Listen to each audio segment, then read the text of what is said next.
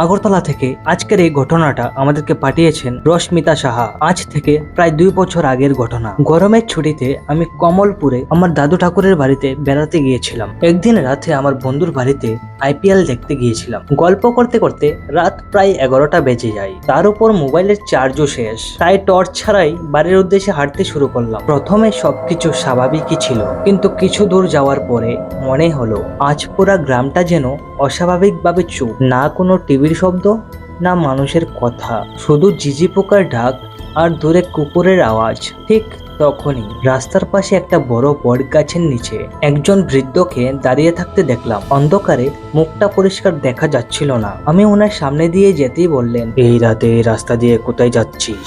আমি ভেবেছিলাম উনি হয়তো আমার দাদুকে চেনেন, তাই বললাম, বন্ধুর বাড়িতে আইপিএল দেখতে গিয়েছিলাম, তাই ফিরতে দেরি হয়ে গেছে। এই বলে আমি সামনে হাঁটতে থাকলাম, কিন্তু কয়েক কদম যাওয়ার পরে মনে হলো উনি যেন আবার কিছু বললেন। আমি পিছনে ফিরে তাকালাম, আর তারপর আমার বুকটা কেঁপে উঠলো। পুরো রাস্তায় কেউ নেই, রাস্তার নিচেও না, আশপাশেও না।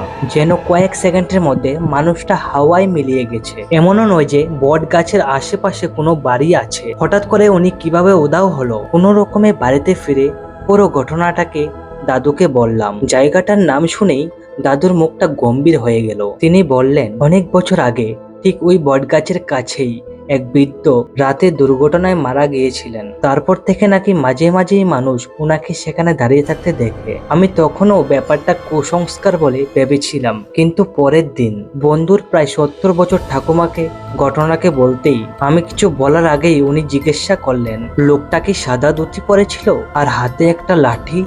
আমি আর একটা কথাও বলতে পারিনি, কারণ আমি ঠিক সেটাই দেখেছিলাম। আজও জানি না সেদিন রাতে আমি কাকে দেখেছিলাম, তবে এখনো যখন কমলপুরে যাই অন্ধকার হওয়ার আগেই বাড়ি ফিরে আসি। এটাই ছিল আজকের কাহিনী। ঘটনাটা কিন্তু অনেকটাই অদ্ভুত। কার কার ভালো লেগেছে কমেন্টে জানাবেন, আর এরকম কাহিনী শোনার জন্য দেখতে থাকেন।